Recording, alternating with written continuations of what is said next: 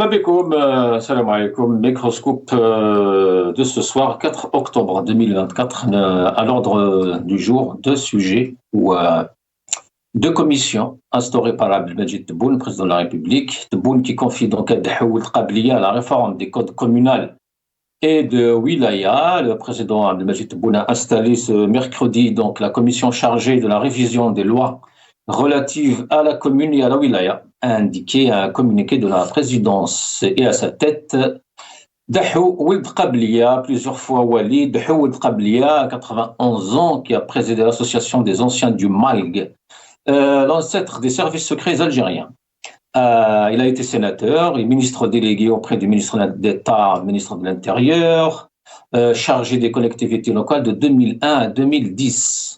Le président Tebboune donc a choisi un connaisseur des collectivités locales. Plusieurs questions donc sur le choix de Ould Qabliya. Bien sûr, il faut rappeler aussi que le secrétaire général de la présidence de la République, Abdallah Mounji, a été désigné lui vice-président de la dite commission. L'autre sujet est le décret présidentiel relatif au Conseil supérieur de l'éthique et de déontologie de la profession de journaliste.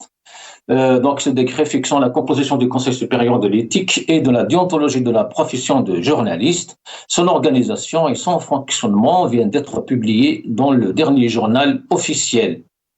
Le texte stipule que le Conseil est composé de 12 membres, à savoir 6 membres, y compris le président désigné par le président de la République. Parmi les compétences, les personnalités, les chercheurs jouissant d'une expérience avérée, notamment dans le domaine journaliste, et 6 autres élus parmi les journalistes et les éditeurs adhérents aux organisations professionnelles nationales agréées, dont 4 journalistes élus par leur pairs et 2 éditeurs élus par leur pairs aussi. Nous allons donc revenir à ces deux sujets ce soir avec nos invités. Sans tarder, je passe à Lies Djebaili qui est avec nous normalement, ingénieur, économiste, militant politique. Lies Djebaili, bonsoir. Bonsoir Hossein, merci pour l'invitation encore et je remercie l'équipe Al-Magharibiya et bien sûr nos compatriotes qui nous suivent de près de loin. Merci Tanmir, merci pour l'invitation. Sahid. المير راك بالروج ce soir ديال ربي يستر. كريم Bouzid, journaliste et militant politique depuis Paris. Karim Bouzid, bonsoir. Bonsoir à nos chers téléspectateurs, auditeurs, aux Algériennes et Algériens qui font face par ces temps difficiles à un retour de manivelle de répression terrible.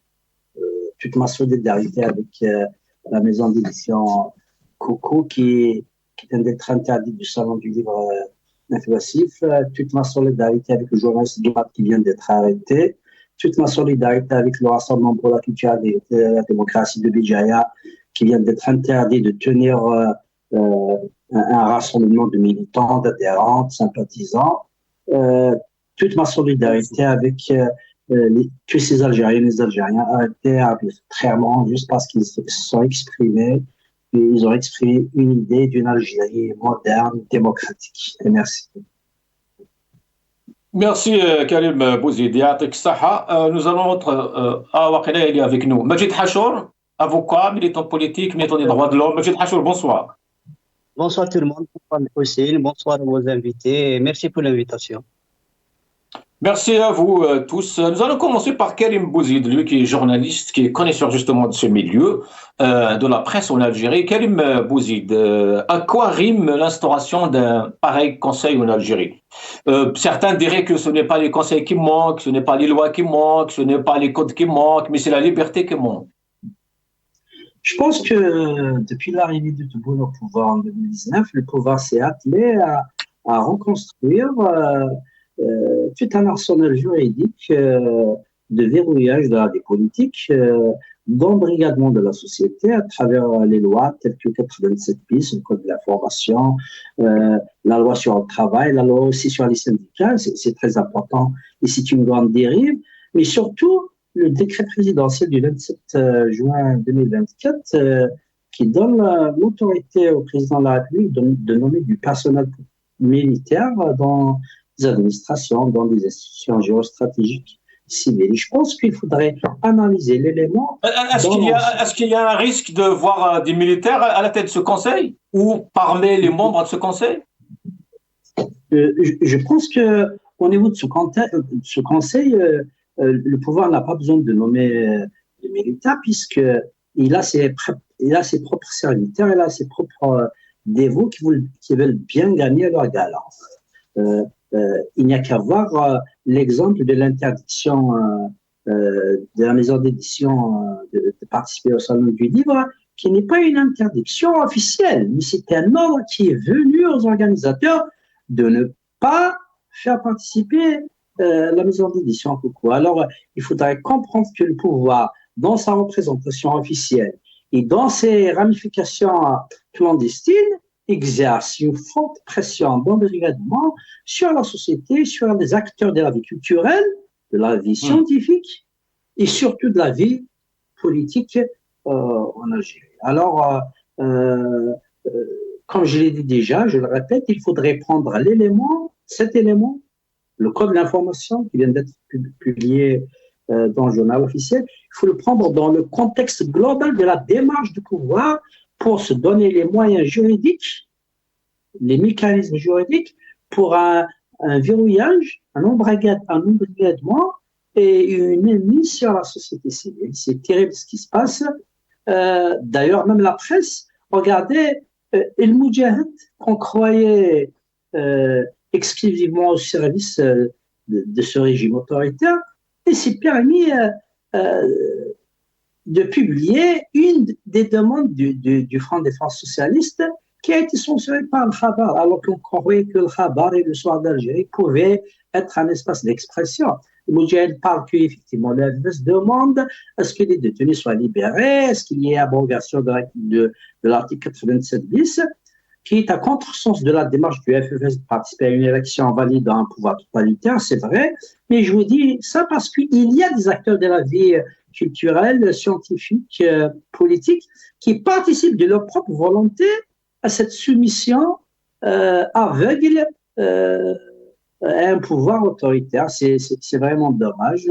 Alors, ce code de l'information n'ajoute rien à la souffrance et au verrouillage médiatique, puisqu'il y a même pas 2-3 jours, Guimmat, un journaliste qui vient d'être arrêté parce qu'il a partagé son propre article sur les réseaux sociaux. Comme si. Est-ce que, Karim Bouzid, est-ce que vous êtes en train de dire que l'ultime objectif justement de ce conseil, c'est de renforcer le contrôle de la presse, des médias, des journalistes algériens? D'abord, c'est la mainmise du pouvoir sur ce genre d'organes. Deux,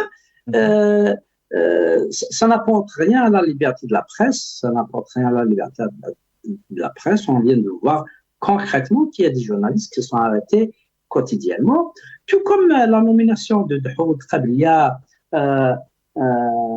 pour la réforme du code de la commune de la wilaya, comme si ce code n'a pas été le produit pur de Dahoud Qabliya de 2012. Mais c'est terrible. Ils ont destitué en 2012 le maire, l'élu municipal, de toutes ses prérogatives au profit de l'administration centrale, et aujourd'hui, à 91 ans et plus, il sera nommé pour présider cette commission. Karim Bouzid, nous allons revenir à ce sujet. S'il vous plaît. Restons un peu sur le code, sur ce conseil justement de déontologie. En France, on l'appelle le conseil de presse. Ça existe partout dans le monde d'ailleurs. Majid, pourquoi certains se posent une question justement, pourquoi un décret présidentiel, pourquoi c'est pas la GEB, pourquoi c'est pas le ministère de la communication qui chapeaute un tel conseil? D'abord il y en a, les chartes, c'est pas ce qui manque. Bon, d'abord que il y a pas un conseil qui est dédié à la liberté d'expression. Il n'y a jamais eu de conseil, surtout en matière de médias. Je m'explique. C'est que nous assistons ces temps-ci au retour du parti unique. Nous sommes les premiers 5 ans, ils ont mis les mécanismes du retour au parti unique. Et là, nous sommes en train d'assister au retour pratiquement au parti unique avec un soviet suprême en haut. On va peut-être en débattre tout à l'heure. Et des musulmans avec eux, ou les musulmans de la presse comme d'habitude. Bon, donc ça, c'est la fameuse politique du bureau. Voilà, c'est le politburo, c'est le retour au politburo. Voilà, c'est le retour au politburo à la soviétique et carrément à la soviétique. Il faut pas maintenant s'en cacher. Il ne faut pas s'en cacher. Le communisme a fait des ravages dans les pays nouvellement indépendants. Quand je dis nouvellement indépendants, je parle par exemple de l'Algérie qui a eu son indépendance en 62, où nous avons adopté le système communiste et là où le système communiste a été adopté, et il a créé d'énormes problèmes et il n'a jamais facilité la démocratisation des pays ou du pays. Donc, par rapport en ce qui concerne la législation par décret, bon, le président a le droit de légiférer par décret entre des sessions de l'Assemblée populaire nationale. Mais moi, c'est-à-dire que d'où j'ai tiré la conclusion du retour au parti unique, parce que un conseil pareil, un conseil de déontologie, normalement, il s'agit d'un conseil de déontologie des journalistes, de la presse. Oui, normalement, oui. Le conseil de déontologie doit faire objet de débats entre tous les professionnels de la presse. Et ces derniers devraient émettre des propositions, devraient émettre des remarques, notamment sur la fameuse question d'emprisonnement des journalistes, sur la fameuse question des sources, sur la fameuse question des finances, sur la fameuse question de la sécurité, enfin de la sécurisation des journalistes dans le sens où ils devraient avoir une agence d'assurance, par exemple. Est-ce que ils vont dépendre de la CNAS? Est-ce que c'est des salariés? Est-ce que c'est des non salariés? C'est toutes ces questions normalement qui devraient débattre avant l'étape. Dans ce cas, Majid Hachour, la question est peut-être pourquoi ne pas laisser les journalistes s'organiser librement? Justement, j'en venais à Al-Hussein. C'est que le problème n'est pas d'instaurer un conseil pour protéger les journalistes, un conseil pour genre d'arbitre des journalistes en cas contentieux, en cas d'incompréhension, mais non, c'est pas cela. Le conseil a été institué. Et pourtant, Majid Hachour, le décret est très clair. Hein, le conseil est défini comme étant un organisme indépendant doté de la personnalité morale et de l'autonomie financière. Il est chargé d'établir une charte de l'éthique et de la déontologie de la profession de journaliste, de l'approuver et de la publier par tous les moyens appropriés.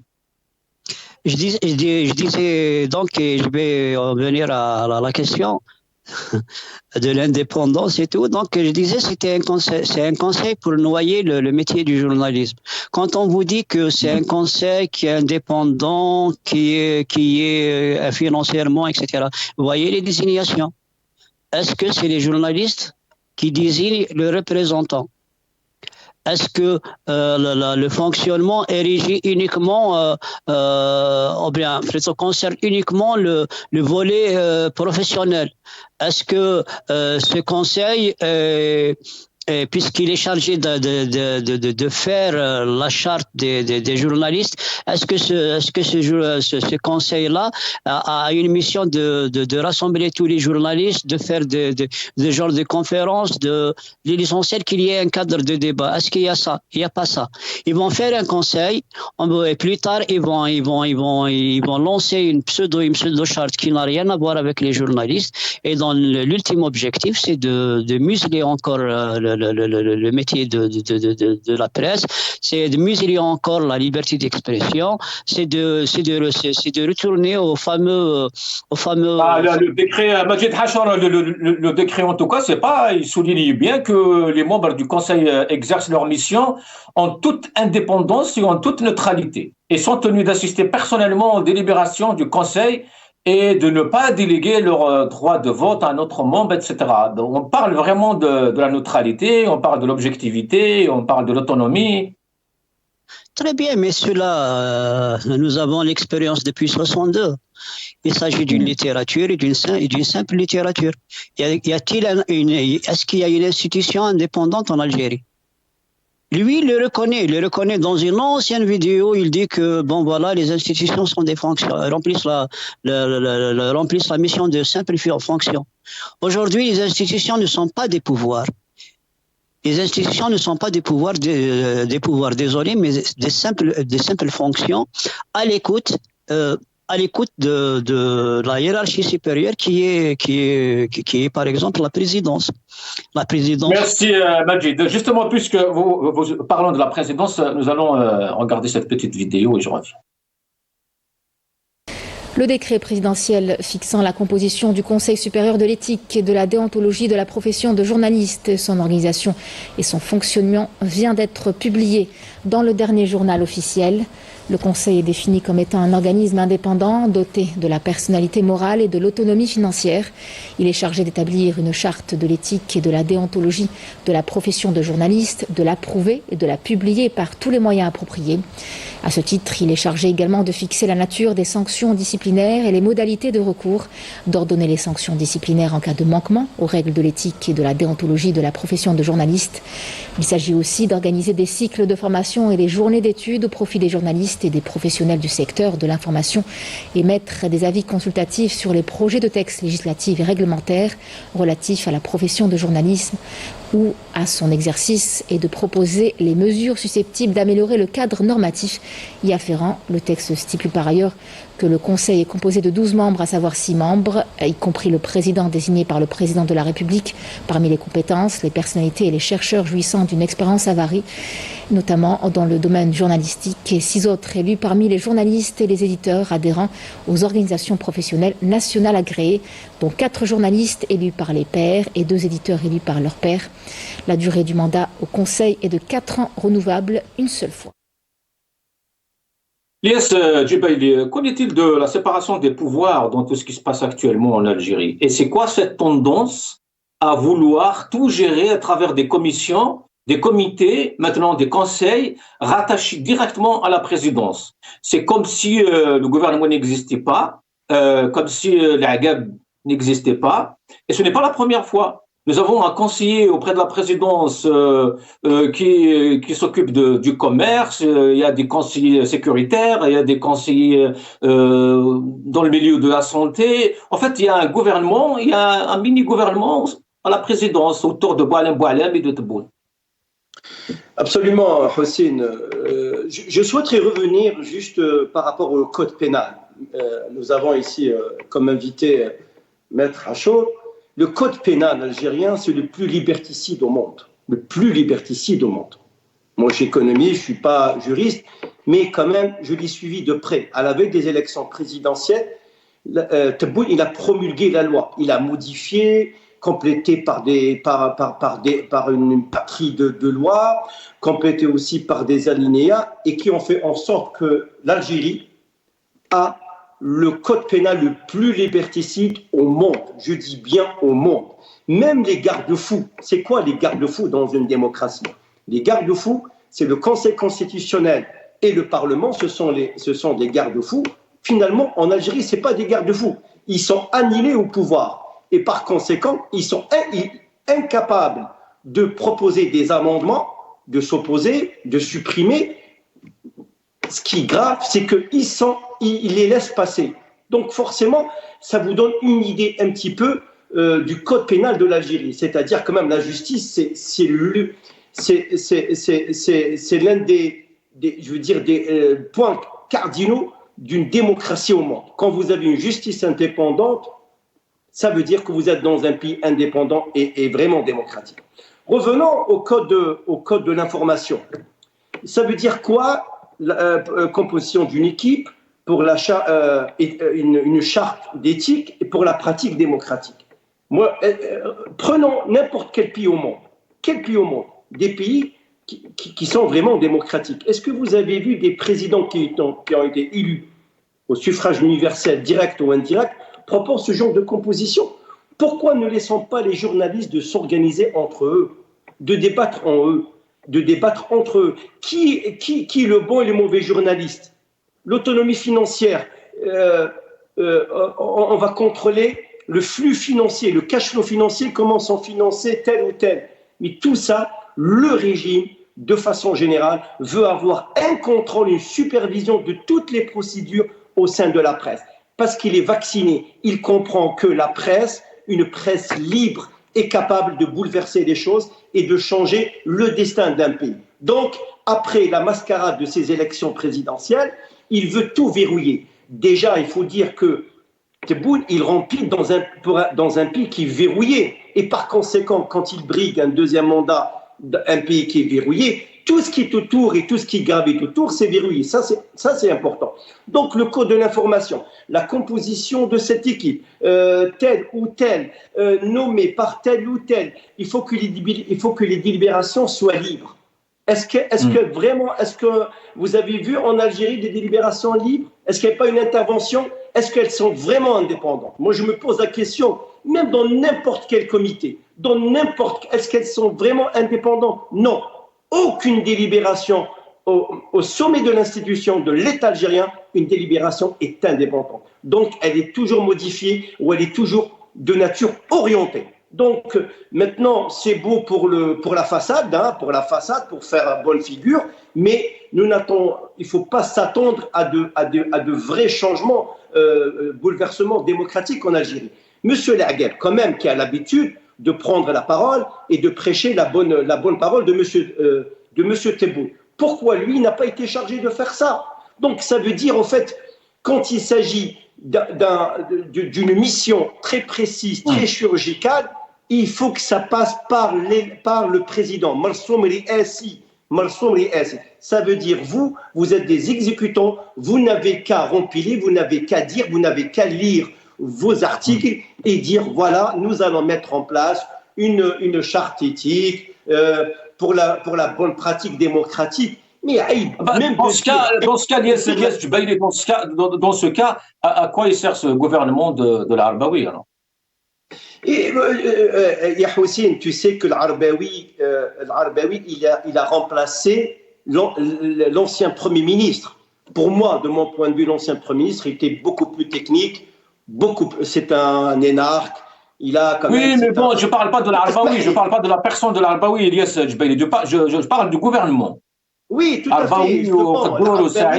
Oui, justement, je vais faire par ricochet. L'Arbaoui, il a été élu juste pour préparer la présidentielle et le deuxième mandat de M. Tebboune. Et tout ce qui vient tout autour, le gouvernement. C'est que l'Arbaoui, on n'a pas un exécutif, au fait, libre. Il n'y a pas de séparation entre le pouvoir exécutif, le judiciaire et législatif. Au fait, c'est le 3 en 1.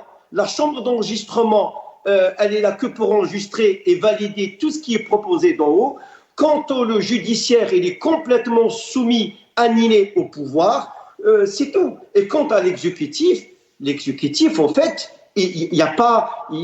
vous savez, dans les pays démocratiques, en France, la Ve République, qui dicte la feuille de route? C'est le Premier ministre, c'est-à-dire c'est le chef de l'exécutif, et le président, il préside.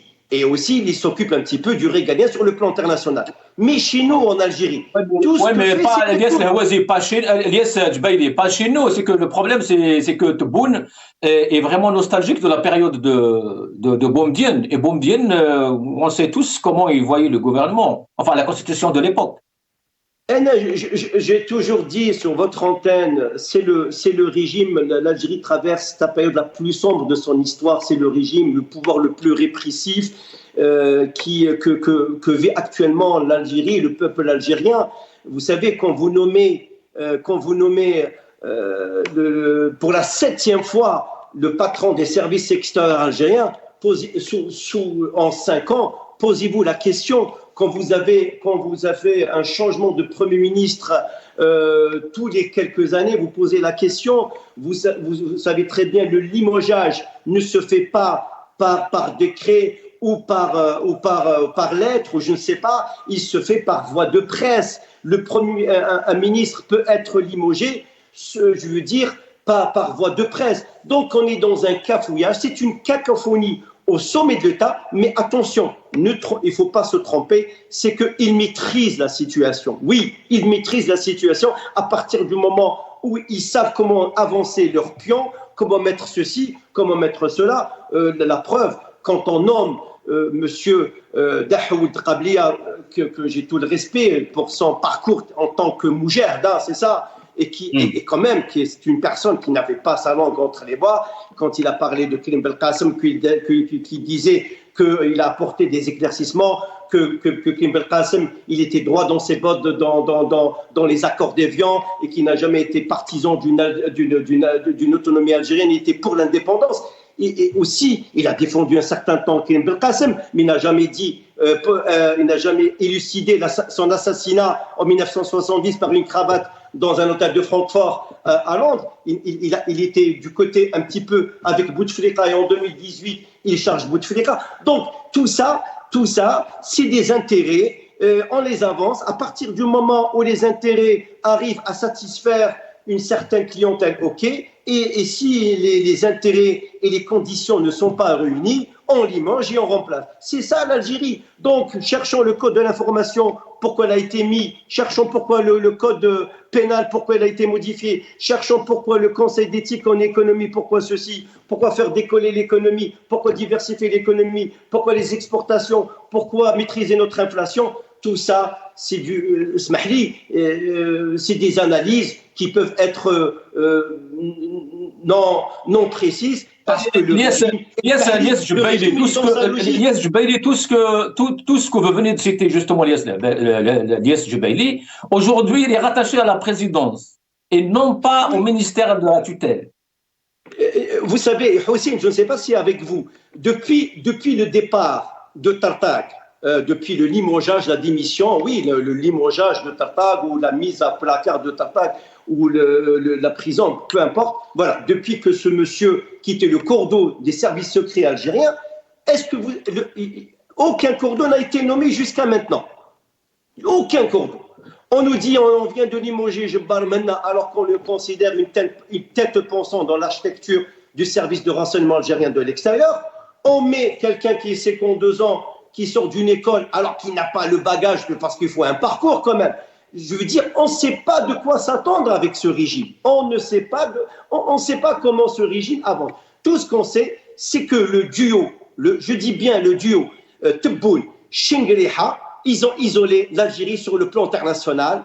Ils sont isolés de l'Algérie sur le plan international, ça c'est important, et complètement, ils ont cafouillé tout le tissu social en Algérie. Nous voyons très bien ce qui se passe, même le boycott de 80%, parce que c'est un rejet au boycott, ce n'est pas une abstention, c'est une gifle implacable. Donc, Tebboune, il a compris le message des Algériens. Ça veut dire le message des Algériens, les élections présidentielles, c'est pas la solution, c'est pas l'équation pour résoudre la dimension multicomplexe que traverse l'Algérie. Donc il veut essayer un petit peu de faire bonne figure, il veut essayer de sauver son deuxième mandat, parce que son deuxième mandat, il est mal parti. On ne sait pas comment il avance. Maintenant, il nous parle de code de l'information. Vous allez voir, il va nous parler aussi de code de l'économie. Il va nous parler aussi de code de la femme. Il va nous parler. Donc, il faut satisfaire tout le monde aussi. Mais sachez qu'il a la maîtrise sur tout. Merci. Il a la maîtrise sur tout. C'est un régime, c'est un pouvoir qui mue, parce qu'il a les moyens, parce qu'il a des gens parce qu'il a aussi une certaine élite qui a abandonné le militantisme au service de la nation pour se ranger aux côtés du pouvoir, tout simplement. Donc c'est une... Merci Lies. Merci Lies. Restez avec nous, Karim Bouzid. Nous allons regarder l'Ageb. Qu'est-ce qu'il dit justement à propos de la déontologie, de l'éthique. لابد أن تكون لدينا سلطة ضبط يعني مراقبة ومرافقة للعمل الإعلامي. لابد أن يكون مجلس أخلاقيات المهنة اللي يراقب الصحفي ويأنبه يعني عندما يخرج أو يخترق أخلاقيات المهنة. وأنا أتمنى أن لا تكون فيه يعني تجاوزات، وأن يكون فيه احترام كبير لأخلاقيات المهنة وإبراز أهمية الانتخابات. الرئيس راه يبذل مجهودات جبارة، مجهودات خارقة للعادة. خلاص كاع من مسؤوليتكم، من مهامنا احنا كإعلاميين نوصلوها للمواطنين وندافعوا عليها ونحارب هذيك الدعاية المضادة، الدعاية المغرضة، الإشاعات، لازم نحاربها. لازم نحاربها. Encore du Lagab dans cette vidéo. الشيء الثاني انه القانون يقول انه مجلس اخلاقيات المهنه هو الذي يعيد ميثاق لاخلاقيات المهنه، هو اللي يعيد. ولكن من حل الوقت الوزاره بادرت واعدت هذا الميثاق، ولكنه ليس نهائي. نسلموا مسوده المجلس اخلاقيات المهنه عندما يتم تنصيبه باش يربح الوقت. هو يزيد يثريه، يزيد يطور فيه، يزيد يحسنه وممكن نعطيو له راينا. وانا نشكرك على الراي هذا، انه يعرضوا على الصحفيين وعلى المدراء المؤسسات الاعلاميه وعلى اساتذه جامعيين لما لا، يعطيو له افكاره يثريوه حتى يكون يعني ميثاق يعني محترم والناس تلتزم بتطبيقه. وهذا السنه ما اصبحوا Karim Bouzid, les contradictions de l'AGAB, hein, d'un côté, il parle justement de, voilà, le conseil va être né, va être fait, etc. Il va accompagner et contrôler en même temps. Dans la dernière vidéo, l'AGAB, il dit qu'il va être exposé justement pour les journalistes, qu'il soit étudié, etc. Mais c'est un décret présidentiel. Ça y est, c'est irréversible. Les expressions أكبر دعاية معرضة وكاذبة هي النتائج التي أعلنت عليها المجلس الدستوري بخصوص مهزلة انتخاب تبونيا وحدة ثانية. Je pense que c'est celle-là la grande mascarade, la grande escroquerie du siècle, la plus grande atteinte à l'éthique, à la morale de l'exercice politique en Algérie. Voilà ce qu'on répond. On sait que le pouvoir a mis en place tout un arsenal juridique pour verrouiller la vie politique, faire des coups d'État au niveau des partis politiques. Il a réussi à le faire à Hamas en destituant Moukri, en plaçant Abdelali. Un autre coup d'État politique au FFS en destituant l'Askri et en plaçant le serviteur Chiche. Mais aussi en verrouillant la vie syndicale avec le nouveau code du travail qui porte une atteinte claire et nette aux droits syndicaux et à l'existence des syndicats autonomes. Et ce code d'information, il vient renforcer ces mécanismes juridiques de verrouillage, d'emprisonnement, d'empirétement de la société dans son expression artistique, scientifique, mais surtout politique et médiatique. Cette énième tentative, elle vise un objectif bien défini, un message clair adressé à l'ensemble de la communauté de l'information, qu'il ne peut y avoir un son de cloche différent que celui qui est donné par le régime en place. Ce qui se passe actuellement en Algérie représente une des plus grandes dérives de notre époque. La destitution du personnel politique du régime, Djebbar, Penchir et autres, et le placement d'autres pions, et le rappel d'une catégorie du personnel politique, tel que Belkhadem et Dahoul Khablia, ne renseigne clairement que, effectivement, le Jazair Jadida dont il se vante n'est qu'une relique de Jazair Qadima et que le changement est empêché sur le plan politique, social, culturel, institutionnel, pour que l'Algérie demeure leur propriété exclusive. Je pense que la situation, elle se résume à la problématique politique. Il ne faut pas tomber dans le piège de discuter des détails techniques de telle ou telle commission, puisque la problématique est politique. La problématique politique reste posée et nous vivons actuellement une fin de second mandat puisqu'il y a une guerre de clans, de placer tel ou tel ou tel. Je pense que la question de succession de Tebboune est aujourd'hui posée sur la table, même entre les différentes factions, les différents clans de ce même pouvoir. Et est-ce que Karim Bouzid, est-ce qu'on pourrait s'attendre à des réactions de journalistes, de directeurs de publications en Algérie par rapport à ce conseil, de donner du moins leur... Je ne voulais pas aborder cet aspect de votre question, mais puisque vous la reposez encore, je pense que dernièrement, la presse a boycotté une activité partisane du RCD et du PT. On se souvient que des partis comme le Parti des travailleurs et le RCD ont combattu politiquement, ont beaucoup donné pour qu'il y ait une presse libre en Algérie. Je pense que la presse, dans sa totalité, si je puis dire ça, est acquise au régime, est muselée, est verrouillée.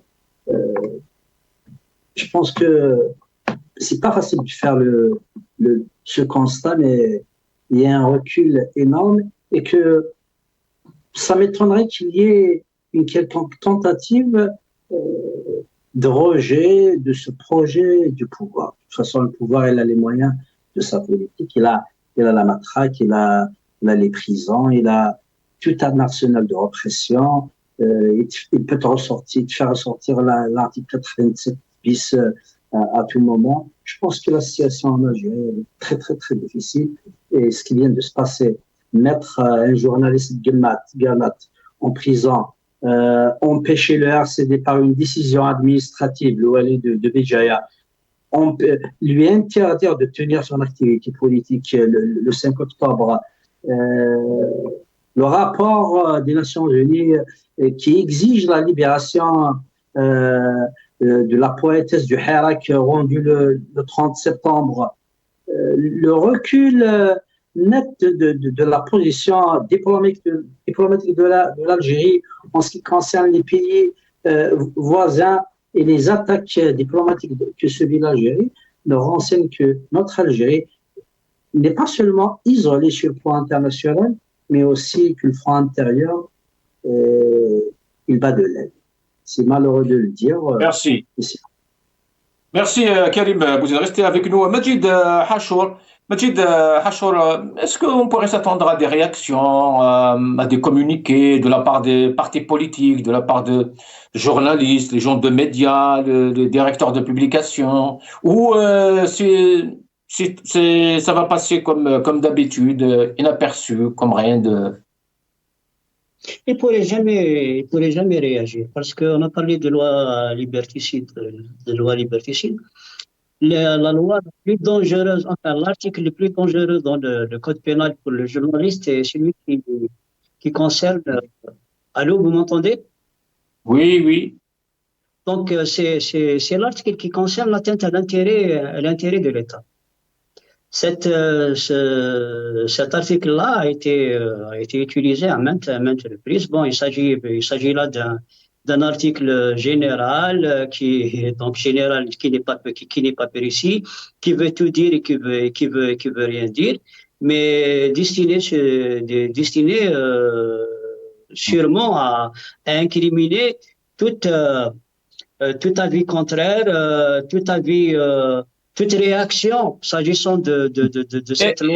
Et Majid Hachour, quid des journalistes qui vont saluer ce conseil et le considérer comme intessar, comme le dit si bien la télévision algérienne. Il va y avoir des débats, des journalistes autour de table ronde qui vont dire justement que c'est une victoire pour la presse.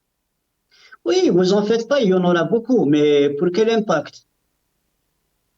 Pour quel impact? Qui suit aujourd'hui les médias locaux? Personne.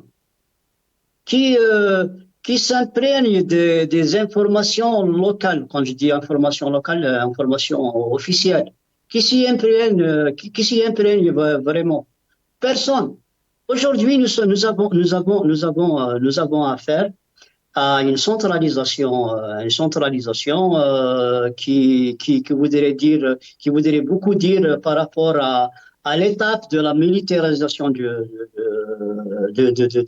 la société, du verrouillage de la société, de la mise au pas de la société. Quand je dis la société, je dis toutes les franges de la société, des journalistes, des avocats, des citoyens.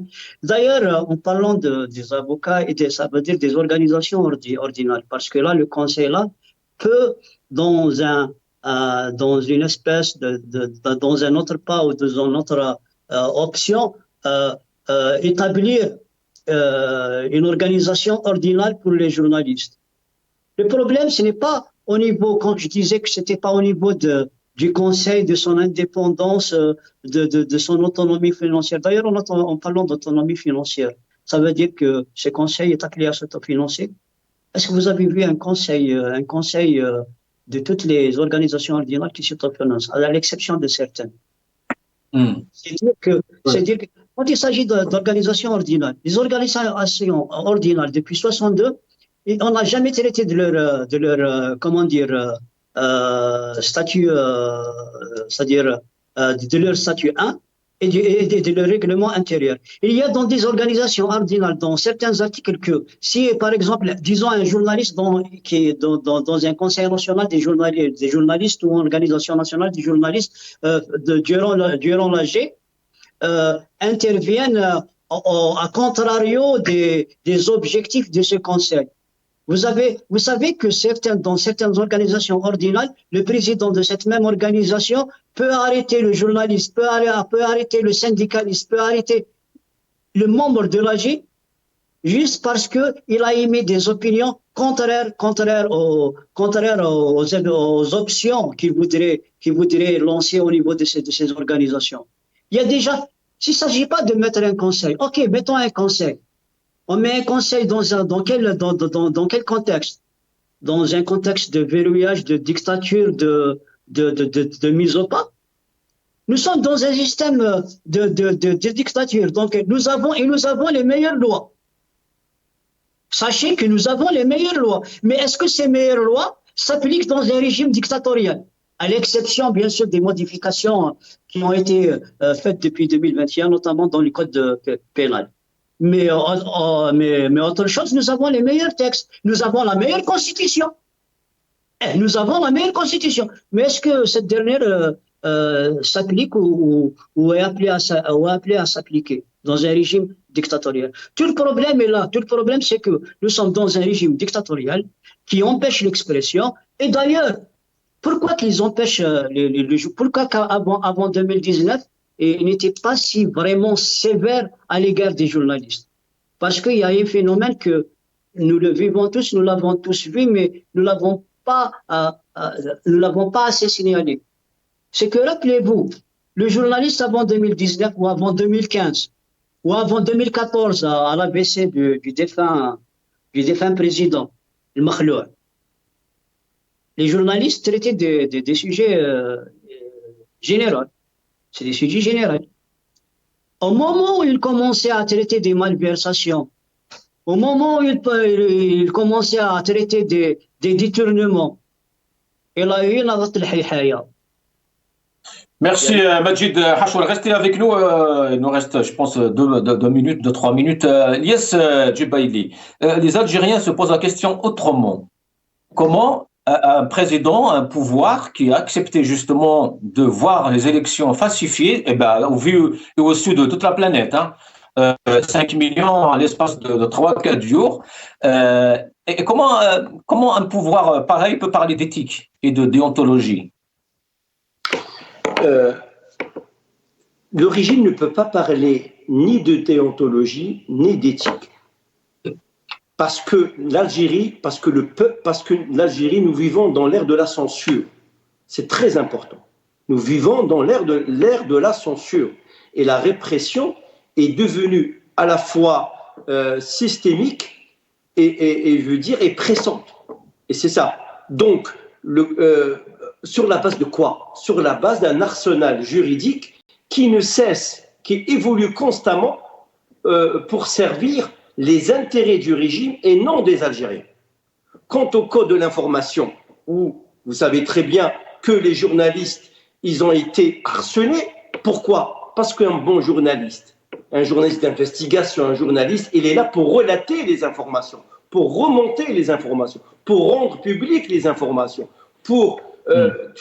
c'est ça. Et la réalité, ce qui se passe dans le pays. Mais comme le régime ne veut pas de ça, le régime veut garder la même mise sur les sources d'information et choisir les journalistes qui répondent comme un élève à ses lettres à ses feuilles de route. Donc forcément, le régime ne peut pas parler d'éthique, ne peut pas parler de pratiques démocratiques, ne peut pas parler d'ouverture médiatique, ne peut pas parler de liberté d'expression, ne peut pas parler de liberté de réunion, il ne peut pas parler de liberté de déplacement.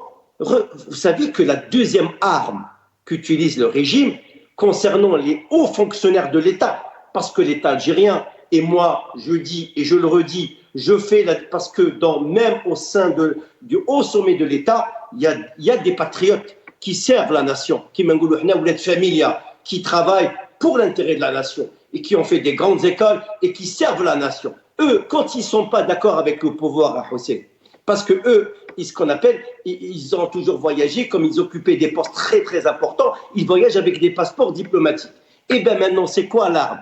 Pour ceux qui sont contre et qui peuvent dire... Et pourquoi, Alias Jubaili, pourquoi on n'appelle pas justement ces gens dont vous parlez là, qui ont le mérite justement d'être dans ces places, et pourquoi on fait appel à Ould Qabliya de 91? Tout à l'heure, je vais vous dire pourquoi. Eh bien, c'est très simple. Moi, je vais vous dire qu'est-ce que j'ai fait tout à l'heure. J'ai fait sur ma page تنصيب ولد قابلية 91 سنة من طرف تبون هو مجرد دين بيناتهم يرجعوا له فقط. Je comprends pas. 91 ans. Est-ce que 91 ans, est-ce qu'on a ces facultés pour prendre une décision sur une décision aussi cruciale, la réforme du code communal et de la wilaya? Soit M. Qabliya, il est entouré par une armada de conseillers de génie, d'accord, mais à cet âge-là, on peut pas maîtriser toutes ces facultés. Toutes ces facultés, on peut pas maîtriser, c'est pas possible. Je ne sais pas, franchement, c'est-à-dire c'est inimaginable. Moi, quand j'ai via les réseaux sociaux que Ould Qabliya il a été désigné, nommé par M. Tebboune, je me pose la question, pourquoi M. Dahoud Qabliya, pourquoi pas? C'est vrai qu'on le laisse président de l'association, je veux dire, des anciens du Malg, pour nous sortir des livres et nous parler des archives, ce qui s'est passé de la Révolution. Il peut être une vraie source de l'histoire, à condition d'être honnête et transparent quand il remonte les informations.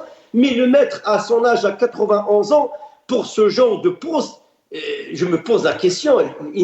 Merci Ilyas Jubaili, merci à Saha. Restez avec nous Ilyas Jubaili, on arrive à la fin. Karim Bouzid, un dernier mot sur cette histoire de Ould Qabliya. Rapidement. Vous me permettrez de reprendre une expression qui me plaît beaucoup. Al-manasib li-shiyab ou al-botay li-shabab. Voilà ce qui peut résumer ce qui se passe actuellement en Algérie. Le pouvoir, il a amené tous les classiques, tous les anciens pour se renforcer parce qu'il y a une guerre de succession qui se pose maintenant et que politiquement, on est en posture de fin du deuxième mandat et tous les scénarios sont possibles. Merci Karim Bouzidi. Majid Hachour, bien sûr, tout le respect pour nos chiab, les chibani, sont nos parents, nos cousins, nos oncles, mais par contre, le peuple, justement, veut regarder vers l'avenir, vers la jeunesse. Majid Hachour, un dernier mot. Il s'agit de divergences d'intérêts manifestes entre les vœux, les souhaits de la société, de la jeunesse, et ceux du pouvoir. Nous, on veut l'avenir, eux, ils veulent nous faire revenir au passé. Pour preuve, ce retour de la pensée et brejnevien, parce quand on parle du boumedianisme était à l'époque de Brejnev et du Soviet suprême, des idées, des idéologies périmées du passé, alors que la jeunesse voudrait aller vers l'avant. Nous, on voudrait la démocratie, on voudrait la séparation des pouvoirs, on voudrait l'ouverture du champ politique et médiatique. Ça va venir et on l'a prouvé par notre patience et notre résilience et notre résistance. Quand il parle de la presse, je fais rappeler à certains que le boycott c'était pas un fait médiatique. Personne s'est adressé à ce peuple pour lui demander de boycotter. Personne n'a fait une campagne. Merci. Oui. Majid Hachoum. Je disais que le peuple est-il dérisoire, est-il si évident de dire que le peuple a manifesté un rejet total, un boycott total envers toutes ces pratiques dictatoriales, envers toutes ces pratiques brejneviennes du parti unique. Le peuple voudrait aller à l'avant. Il viendra le jour où il réussira à aller de l'avant. On est optimiste, on est serein. Merci Majid Hachoum, merci Karim Bouzid, merci Ilyes Jubaidi, merci à vous toutes et à tous. Cette émission arrive à sa fin. Salam alaikum.